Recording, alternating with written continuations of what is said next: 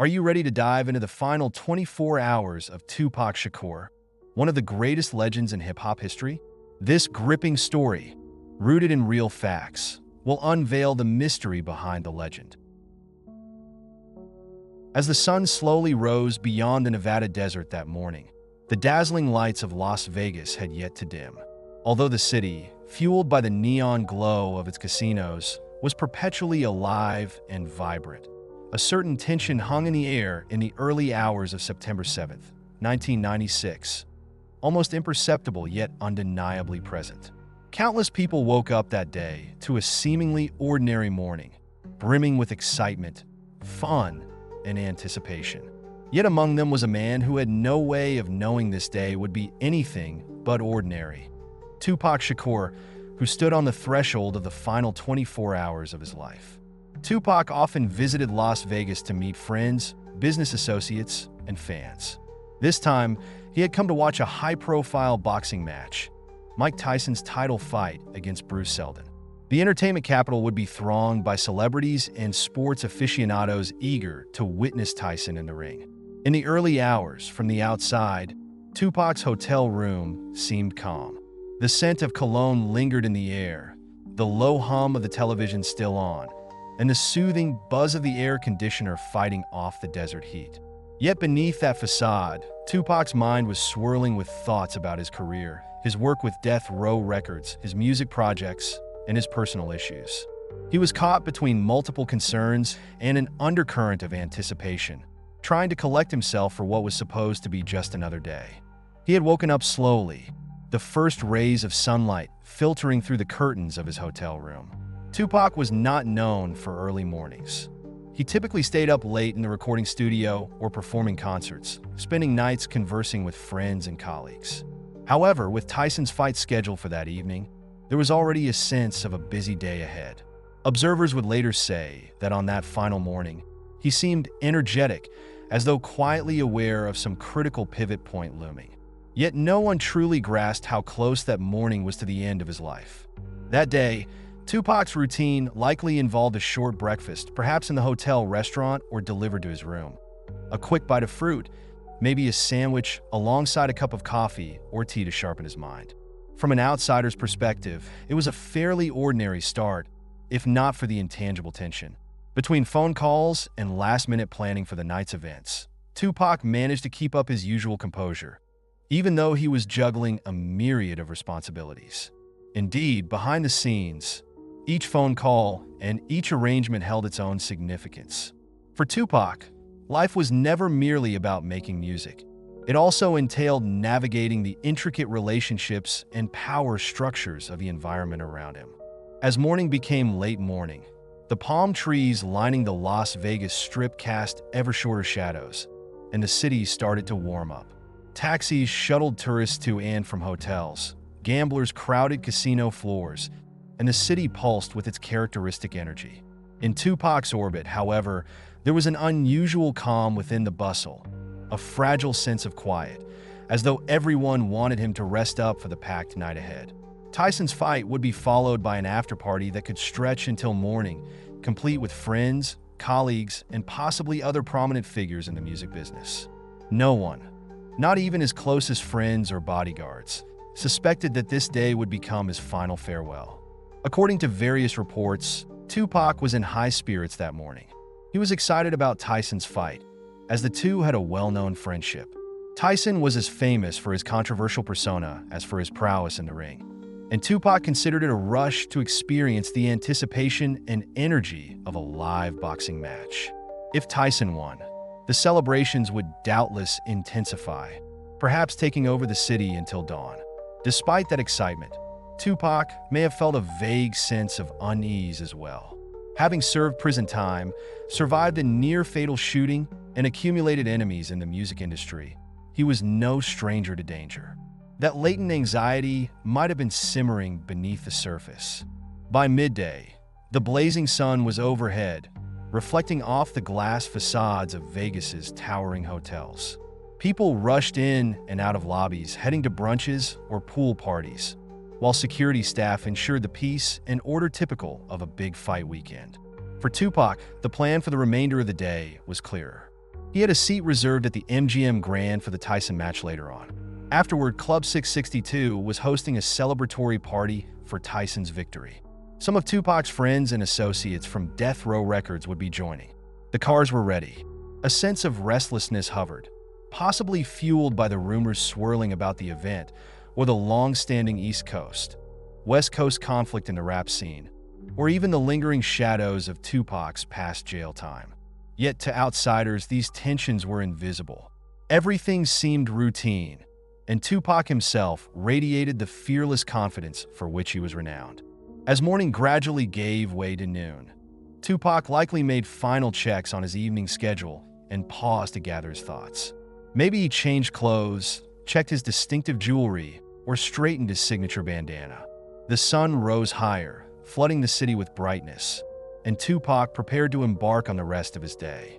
None of those around him had any idea they were living the start of his last 24 hours. If there were subtle warnings, they went unnoticed. The only visible signs were minor details. Phone calls, hush-hush conversations, private concerns about ongoing feuds in the industry. Yet no one could have anticipated that by the end of this day, the world would be mourning the loss of one of rap's greatest voices. That morning offered Tupac a few final hours of calm. The bright Vegas sun, the throngs of visitors, the open roads ahead. Everything seemed prepared for a standard day in the life of a superstar. Yet in reality, it was the prologue to a sudden and irrevocable tragedy, a calm before a violent storm that would change the course of music history forever. As time moved forward, Las Vegas buzzed with its characteristic daytime energy. Hotel lobbies filled with check-ins and check-outs, casino slot machines flashed, and people lined poolside decks to escape the growing heat. The city's trademark cosmopolitan feel was in full effect. But for Tupac Shakur, that afternoon carried a weight far beyond the typical tourist hustle. The anticipation for Mike Tyson's heavyweight match against Bruce Seldon hung in the air, and so did a subtle tension that no one could fully pinpoint. Though from the outside it all seemed like routine preparations for a big fight night, something felt off, as if the fates were quietly weaving together a tragic end. Close to midday, Tupac left his hotel with his bodyguards and close friends. The distinctive architecture of the MGM Grand and its colossal lion statue shimmered in the sunlight. Security was tight around him, a protective entourage that created a buffer between Tupac and the countless fans trying to snap photos or request autographs. He greeted admirers politely, even warmly at times, but there was a sense that his mind was elsewhere. Observers sensed a certain urgency in his steps, as though he wanted to get somewhere fast, or perhaps finalize the last pieces of the day's plan. Throughout the afternoon, Tupac attended meetings and made phone calls focused on evening arrangements. He needed to confirm who would accompany him to the Tyson fight, discuss their seats at the venue, and plan the after-party at Club 662. In the background, the music industry's complex tensions simmered. The ongoing East Coast, West Coast feud, shifting alliances among record labels, rumors about who was loyal and who was not. But Tupac exuded confidence, turning a seemingly deaf ear to the swirling gossip. Yet those who knew him well might have glimpsed a flicker of apprehension behind his trademark swagger, a fleeting moment when his gaze turned introspective, as if some internal alarm was sounding. However, that alarm went largely unheeded in the bright daylight. By early afternoon, the scorching Vegas heat was in full force. Tupac made a brief shopping trip, likely scouting for a new outfit or accessories for the evening. High-end boutiques and exclusive designer stores lined the streets, places where famous performers and celebrities often roamed. Tupac had a flair for style. Bandanas, chains, tattoos, and distinctive fashion choices were part of his persona. Most likely, this excursion was just another finishing touch for the big night. Throughout the outing, he intermittently took phone calls, his expression shifting as he weighed the many variables. From an outsider's vantage, it was just another errand, but a sense of hurried momentum pervaded each step. Meanwhile, rumors and speculations proliferated through the Vegas grapevine. News that Tupac Shakur was in town for Tyson's match spread quickly, escalating excitement among fans and rap aficionados. A swirl of talk enveloped the situation. Perhaps he would perform at the after-party or make a big announcement. Perhaps all was well. Yet the tension remained. It manifested in the constant phone calls from his managers and security team, in the way his entourage hustled to and from cars, and in the studied vigilance of his bodyguards. In a city defined by spectacle, this additional alertness might have seemed normal. But looking back, it was an omen that nothing about this day was truly ordinary. As the afternoon wore on and the sun dipped lower, the sky turned a fiery blend of orange and pink. The city's neon signs were still not fully lit, but anticipation for the big fight thickened. The roads around the MGM Grand became progressively more congested. Friends, fans, and colleagues awaited Tupac's arrival at the hotel, while across town, others readied Club 662 for the post-fight celebration. The hours slipped away, and Tupac's last 24 hours inexorably ticked by, though of course, no one recognized it as such. What looked like an ordinary day for a celebrity with a tightly packed schedule was in truth a slow march toward disaster. During these hours, Tupac's mindset remained somewhat of a mystery. He had told people he was eager for the fight and the party that would follow. He also had future plans, new music ventures, potential film roles, even ideas related to writing. But overshadowing everything was a well-earned caution, forged by years of conflict, prison time, and brushes with death. Possibly, deep down, he felt an acute awareness that trouble was never far away. But he proceeded with the night's agenda. After all, he had a reputation for not backing down from challenges or rumors. Near the day's close, Tupac made his way back to his hotel to prepare for the upcoming event. Most likely, he changed into clothes befitting the occasion, a stylish outfit that showcased his larger-than-life persona. Surrounded by an inner circle of friends, managers, and bodyguards, he exuded that unmistakable swagger as they handled final phone calls and logistical checks. From the outside, it was just a high-profile artist gearing up for a night on the town. Under the surface, though, the mood was more complex. Every nod and glance signaled unspoken messages, perhaps caution, perhaps confidence, perhaps a blend of both. By the time evening arrived, the stage was set. Mike Tyson's fight would attract international media coverage, bringing well-known figures, fans, and reporters to the MGM Grand in droves. The city of neon and nightlife was about to be seized by an uproar of excitement, and Tupac was at the heart of it all. Thousands of people poured in, each with their own agenda for the night. Some to gamble, others to catch a glimpse of their idols, and many, like Tupac, to attend the main event. In the thick of the buzz, no one sensed that a catastrophe was quietly unfolding. Those final daytime hours appeared normal in every measurable way. Routine errands, a few strategic conversations, a dash of showmanship, and the customary photo ops. Tupac kept moving forward, as unstoppable as a speeding train. Yet with every passing moment, his fate crept closer. No alarm bells rang loudly enough for anyone to abandon the day's plans. In that sense, the day's events formed a suspenseful prelude to tragedy, cloaked by sunlight and overshadowed by the boisterous hype of fight night. Though none saw it coming, destiny was weaving itself around Tupac Shakur, culminating in an evening that would define music history. He was simply going about his day, comfortable in his stardom and his carefully constructed persona, as the city swelled with people hoping for a memorable night. And so began the countdown to an irreversible instant. The moment events would spiral into violence, leaving an entire generation reeling. Nightfall transformed Las Vegas into a spectacle of neon lights and relentless energy. The city's streets glowed with ads for shows and casinos, and crowds poured steadily into the MGM Grand. One of the biggest fights of the year, Mike Tyson versus Bruce Seldon, was about to start, drawing celebrities, athletes, and fans from around the globe. Amid this glitz, Tupac Shakur's motorcade made its way through the throngs, heading toward the arena. He was there with Suge Knight, co-founder of Death Row Records, in a sleek black BMW at the center of the caravan. A swirl of spotlights, camera flashes, and a roaring crowd accompanied their arrival. To an outside observer, the scene was electric, a perfect snapshot of the city's thrill-seeking essence. On this night, Tupac had VIP seating near the ring, a status that fueled even more hype around his presence. Fans and well-known personalities clamored to greet him. He was, after all, one of the biggest names in rap, and his every move was newsworthy. Weaving through this chaos in the corridors of the MGM Grand, Tupac and Suge Knight paused for photos, acknowledged cheers, and interacted briefly with those who approached. Yet behind their guarded smiles and confident posturing, a faint undercurrent of tension could be sensed. Perhaps it stemmed from Tupac's long history of feuds in the music industry, or maybe it was the intangible weight of lurking danger. With the fight about to begin, the entourage found their seats near the ring. The atmosphere crackled with excitement. Tyson, widely renowned for his explosive boxing style, was expected to make quick work of Bruce Seldon.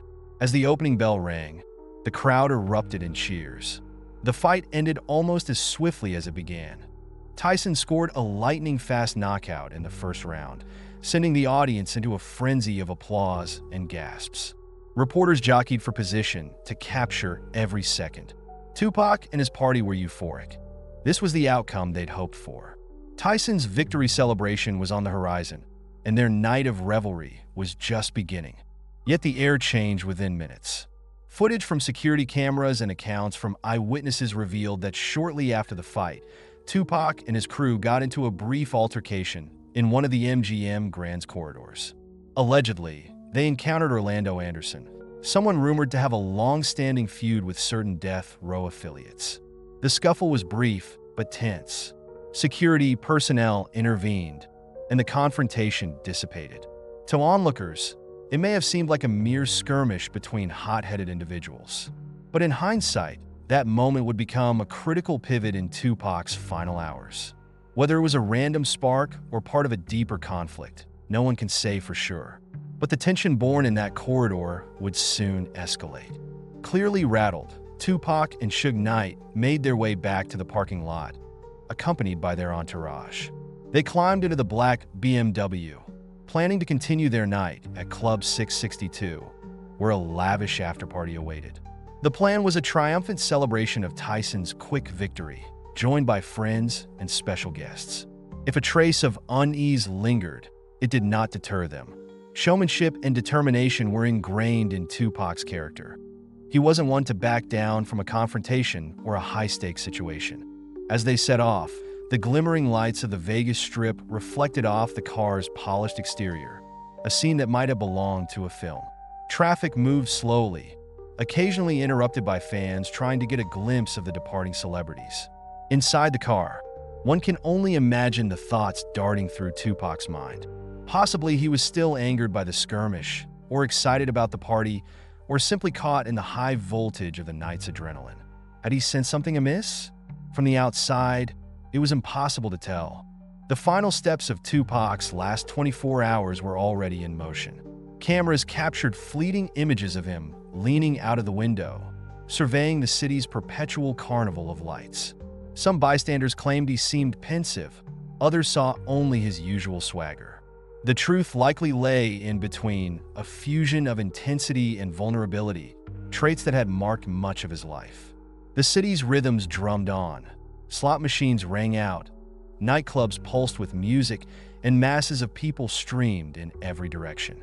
None of them realized that somewhere along those streets, destiny had begun closing in. In these last moments, the excitement overshadowed any imminent threat. Everything was set for a celebratory conclusion to the night. Friends, fans, and hangers on all believed Tupac's next stop would be a raucous afterparty, brimming with music, laughter, and the unbridled energy typical of Las Vegas.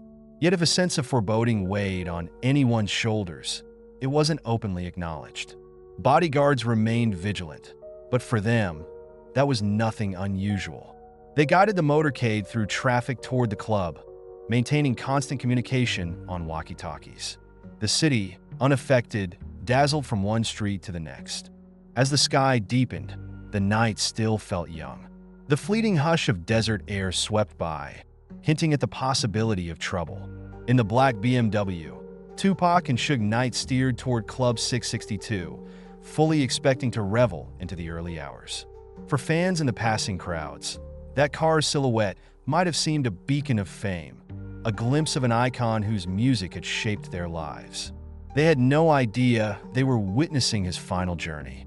And so ends the chapter, The Final Steps, an aptly titled segment in the story of Tupac's life. The day had been ordinary only on the surface. An afternoon of errands, last-minute calls, a joyous boxing match, and a moment of tension in a hotel corridor. Yet each detail stacked upon the next to form a crescendo, pushing Tupac inexorably toward the moment that would define his legacy. We leave him here in motion, heading off to what should have been a night of celebration, triumphant after watching a friend secure a resounding victory. The city's lights shone brightly, but beneath them, a dark fate prepared to descend. Night fell fully, and the neon glow of Las Vegas soared to its zenith. Beneath the dazzling signs and perpetual bustle, however, shadows stirred. Tupac Shakur and Suge Knight traveled east on Flamingo Road, heading toward Club 662 in a black BMW. A caravan of security followed, weaving through the slow-moving traffic. It was just past 11 p.m., the heat of the desert still lingering in the night air. To any observer, it appeared to be a standard trip between event locations. Yet fate was quietly guiding them toward a terrible crossroads. They approached the intersection of Flamingo Road and Koval Lane, where traffic lights brought them to a halt. Possibly music played inside the car. Perhaps Tupac rested an arm on the open window, taking in the vibrant scene. Then, a white Cadillac pulled alongside them, an act unremarkable on its face, given the congested roads. But in a matter of seconds, the unthinkable happened. A car window rolled down and gunshots rang out, piercing the desert night. Muzzle flashes lit the darkness. People nearby scattered, screaming, as Suge Knight and Tupac's entourage fought to register what was unfolding. Multiple shots struck Tupac's side of the BMW. The glass shattered, bullets tore through the door, and pandemonium erupted. Suge Knight sustained a minor injury from bullet fragments grazing his head, but the main target was unmistakable. Tupac had been shot multiple times, at least 4. The ferocity of the attack was brief, but devastating. The white Cadillac then sped away, swallowed by the city's nocturnal chaos. The entire assault lasted only seconds, yet it shattered everything in its path. Inside the BMW, the aftermath was catastrophic. Tupac gasped for breath, blood staining his clothing and the seat. Fear and adrenaline surged among the entourage as they rushed to respond. Suge Knight tried to maintain control of the car, swerving and ultimately colliding with a curb, where they came to a stop. The flickering neon lights illuminated the scene as onlookers tried to make sense of the chaos. Sirens began wailing almost immediately. Police units and ambulances sped to the location. The stillness that followed each gunshot was swiftly replaced by a frantic rush to save Tupac's life. Paramedics arrived to find him gravely wounded, struggling to remain conscious. They moved quickly, loading him into an ambulance and racing toward University Medical Center. For onlookers, it felt like a nightmare set against the glitz of Las Vegas. Within moments, videos and photographs of the bullet-riddled car and the flurry of emergency responders began circulating. Confusion reigned. Some claimed to have seen the shooters. Others insisted they had memorized the license plate, but panic often clouds reliable testimony. One thing was certain: this was no ordinary violent incident. A global rap icon now lay at death's door. At University Medical Center, doctors and nurses worked furiously to stabilize Tupac. The bullets had caused massive internal injuries, impacting his lungs and major blood vessels. He was rushed into emergency surgery in a desperate attempt to save his life. Suge Knight, dazed and bleeding from the head, was treated but soon released. The police cordoned off the crime scene, gathering shell casings and speaking to witnesses. The usual swirl of rumors erupted on the spot. Was the shooting connected to the altercation at the MGM Grand? Did it stem from the broader East-West rap feud? Could it be a long-brewing vendetta? The gravity of the situation became obvious the moment Tupac arrived at the hospital. Many recognized that his chances of survival were slim. A hush fell over the city's raucous nightlife as news spread that Tupac Shakur had been gunned down. At Club 662, the atmosphere shifted from celebration to dread. Instead of welcoming its star guest, the venue was flooded with frantic phone calls and grim updates. The local press swarmed, and calls poured in from around the world, all wanting to know if Tupac would pull through. Las Vegas, typically impervious to tragedy, suddenly felt the weight of an international spotlight. As details seeped out, the scale of Tupac's injuries became more apparent. Rumors quickly evolved. Some said he was already gone, others insisted he would recover, citing his resilient spirit and will to live. Each hour brought a new wave of speculation. But the medical reality was serious. Multiple gunshot wounds, extensive blood loss, critical damage to vital organs. Doctors placed him in a medically induced coma, hoping to stabilize his condition for further surgeries. All the while, police pressed on with their investigation. They appealed to the public for tips, but leads were already muddied.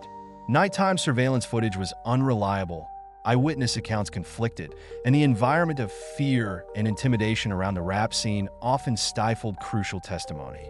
For fans and onlookers worldwide, the question was simple: would Tupac survive? But for investigators, the puzzle extended much further. Who was behind the trigger, and why? Those gunshots in that intersection went far beyond wounding an individual. They ripped a hole in an entire generation's consciousness. Tupac was more than just a star. He was an emblem of raw honesty, anger, and hope in the face of societal challenges. As paramedics and doctors labored to keep him alive, the world held its breath. Media outlets queued up outside the hospital, paparazzi clashed with police, and anxious fans gathered. In the swirling confusion, one brutal fact stood out.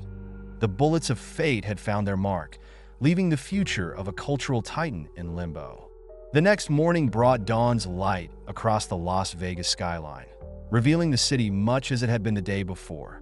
Casinos still open, hotel guests returning to slot machines, and breakfast buffets greeting sunburned tourists.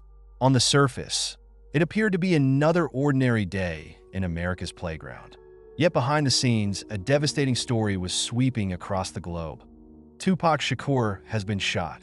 News outlets carried the story with urgency, announcing that he was alive but in critical condition. In the blink of an eye, the rap world and millions of fans worldwide were reeling, suspended in a state of fear and disbelief. Journalists, cameramen, and photographers converged on the entrance of University Medical Center, hoping to glean any new information.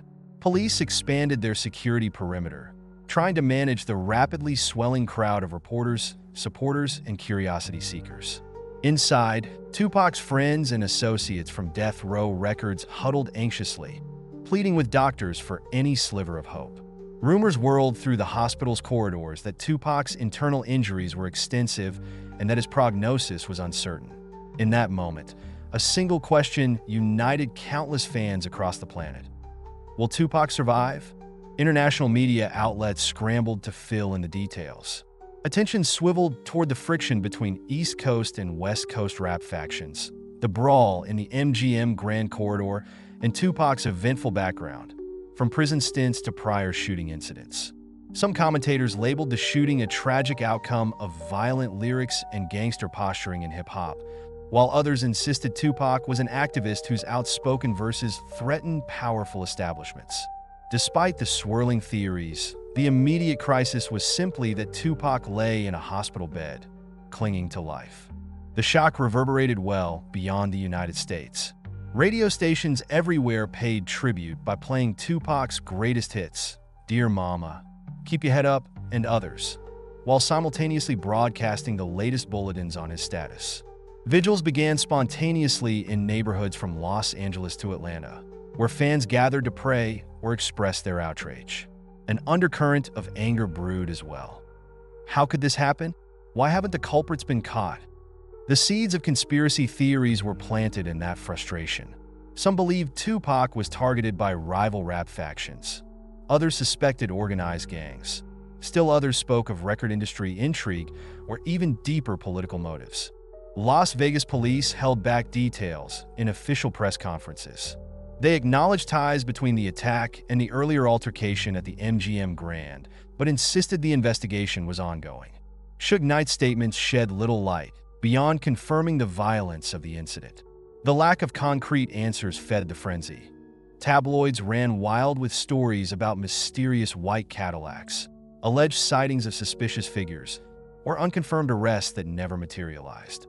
All of this heightened the sense that a systemic failure was at play, leaving Tupac's assailants free while the icon hovered near death. Days passed. Journalists remained camped outside the hospital, eager for updates from doctors. TV stations aired live segments from the parking lot, where celebrities occasionally arrived to inquire about Tupac's condition. The sterile hospital corridors echoed with footsteps and whispered conversations. Doctors made brief statements confirming only that Tupac's condition was critical and that the next 24 hours remained vital. The wave of speculation continued. Some claimed Tupac had awakened briefly, while others insisted he was comatose. Without official clarification, the rumor mill thrived. Meanwhile, on streets and in clubs around the world, people shared stories of how Tupac's music had shaped their lives. He was more than just a talented rapper. He was an outspoken figure who addressed racism, poverty, and systemic injustice, speaking unfiltered truths about police brutality and social inequality. The possibility of losing such a voice inflamed both sorrow and rage. Those who had once criticized Tupac's controversial lyrics or lifestyle now joined the global plea. Come on, Pac, pull through. Major television networks organized roundtable discussions with music journalists, cultural critics, and even political figures analyzing the shooting's broader impact. Some argued that rap was at a crossroads. Would this tragedy force it to reckon with its violent themes, or would it deepen the sense of tribal rivalry dividing the scene? Others drew parallels with earlier cultural losses, recalling how the murders of certain musicians in past decades signaled larger cultural shifts. Still, overshadowing all was the raw anxiety over Tupac's survival. Each hospital bulletin triggered a media quake. Tension mounted in places like Compton, Watts, and neighborhoods in Brooklyn, where rap's core communities simmered with grief and indignation. The fear of retaliatory violence loomed, stirring law enforcement to prepare for the worst. Police forces in multiple cities quietly increased patrols, bracing themselves for the possibility that Tupac's shooting could spark a broader wave of unrest. All of this encompassed the explosive environment captured by the headline, "The World in Shock."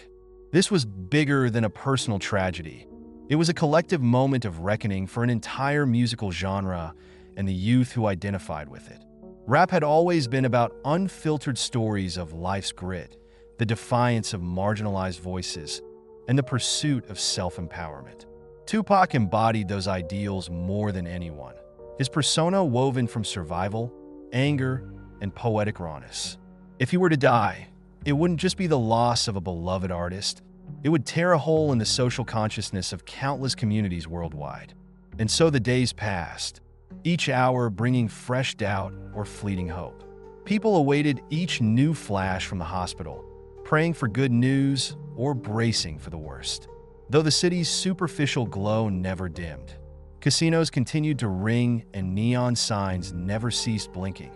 The tragedy overshadowed the usual glitz. It was as though the spirit of the place had shifted. From Berlin to Rio de Janeiro, from Los Angeles to Tokyo, individuals glued themselves to any update about Tupac's fight for life. The entire globe clung to the possibility of his recovery, refusing to accept the specter of permanent silence. But the brutal truth was already forming, a gathering storm that would soon strike with merciless finality. Those frantic days and nights in the hospital corridors, alongside the media's relentless coverage and the vigil of worried fans, all centered on one grim battle: Tupac Shakur's fight for survival. Tragically, after several days of intensive care and multiple interventions, the dreaded announcement was made. Tupac succumbed to his injuries on September 13, 1996. He was just 25 years old. The official news shook not only the music world, but the entire cultural landscape. From that moment forward, the date entered history as one of rap's darkest hours. Media networks shifted gears, flooding the airwaves with tributes. Overnight specials, mini-documentaries, and retrospective pieces replaced regular programming. Newspaper headlines proclaimed, "Rap legend dies in Vegas." Fans by the thousands gathered for impromptu memorials, turning city streets into open-air shrines. Huge murals bearing Tupac's face appeared across walls in Los Angeles and beyond. Candlelight vigils echoed with his music, played from boomboxes and car stereos. Thousands wept or stood in stunned silence, grappling with the enormity of losing the man whose lyrics had spoken so powerfully to their struggles and hopes. Yet with this tidal wave of grief came unending questions. Why and who? Investigators continued piecing together the events of that fateful night. Though Orlando Anderson's name was often cited, given the confrontation at the MGM Grand, no one was definitively charged. The police described insufficient evidence, conflicting witness testimonies, and the uncooperative nature of some involved. Speculations about deeper conspiracies ran rampant. Had the entire East Coast, West Coast feud orchestrated the hit? Did rival record labels stand to gain from Tupac's death? Could government agencies have taken an interest in silencing his outspoken messages? While official sources found no conclusive proof of any grand plot, the vacuum of clarity only fanned the flames of rumor. In the absence of decisive answers, conspiracy theories flourished. Some claimed Tupac was still alive, spirited away to Cuba or Malaysia. Others believed he faked his own death, citing new music released posthumously as evidence that he was secretly producing from hiding. Each new album or track that emerged, the Don Killuminati, the 7-Day Theory among them, rekindled speculation about the possibility that Tupac lived on. Official records, medical reports, and death certificates insisted otherwise. Physically, he was gone, but in the public imagination, Tupac had already taken on mythical status. The rap community reeled from the blow. Those who had feuded with Tupac openly acknowledged the scale of the loss. Rivalries gave way to commemorations. Tracks paying homage to his memory filled the airwaves. Debates broke out over the violence that had become so entwined with rap culture. Some artists vowed to steer their music away from glorifying street conflict, hoping that Tupac's death would serve as a wake-up call. Others doubled down on the belief that rap must continue to speak raw truths, refusing to water down its gritty reality. Police investigations dragged on inconclusively, shining a light on how easily key evidence and leads could vanish in an environment of intimidation and distrust. Orlando Anderson was questioned but never faced definitive charges. Eventually, as time passed, official interest in the case waned. For many fans, the lack of justice fueled anger and suspicion. It seemed that losing Tupac was not enough. Those responsible might never be held accountable. The unanswered questions cast a shadow over the entire music industry, stoking a sense that something systemic was deeply flawed. Meanwhile, a vast legacy took shape. Tupac's posthumous releases and unreleased demos charted at or near the top, proving that his influence had not died with him. College courses dissected his lyrics, analyzing them as modern-day poetry tackling race, class, and social injustice. Documentaries and films about his life uncovered new dimensions of his background. His upbringing by Black Panther activists, his unwavering advocacy for disenfranchised communities, and his raw, confessional style that blended vulnerability with unyielding defiance. Even in death, Tupac continued to speak for those who felt powerless. Thus, the phrase "aftermath of a legend" captures not merely the immediate shock and mourning, but also the enduring wave of influence that washed over popular culture. Tupac's departure signified the end of an era and the beginning of a new chapter in which his art, image, and words would take on a potent afterlife. Debates about the true nature of his death and the swirling conspiracy theories would persist for decades, adding a mythic dimension to his already colossal legacy. In a sense, Tupac transcended mortality by becoming the subject of countless discussions, memorials, and tributes. Whether or not justice was served, his message resonated, bridging generation after generation. In the final analysis, the question remains, Was it all just a tragic coincidence or part of a greater design? No definitive answer has ever emerged. Some maintain that Tupac simply fell victim to the violence he depicted so vividly in his music. Others remain convinced that his potent lyrics and bold political stance endangered him. Regardless, his name endures as one of the 20th century's most influential and controversial voices, continuing to inspire new audiences worldwide. And so we close on a poignant reflection. The final 24 hours of Tupac Shakur's life were like the climax of an epic saga, rife with conflict, triumph, and sudden calamity. Though his physical presence faded, the legend grew, fueled by posthumous releases, murals on city streets, and the deep imprint he left on rap's evolution. Tupac's abrupt end was not, in fact, an end. It was the genesis of an immortal myth. His death stands as both an unsolved tragedy and a moment that forever reshaped the cultural landscape, prompting questions that remain unanswered to this day. Thus, in the face of it all, one fact rings unmistakably true.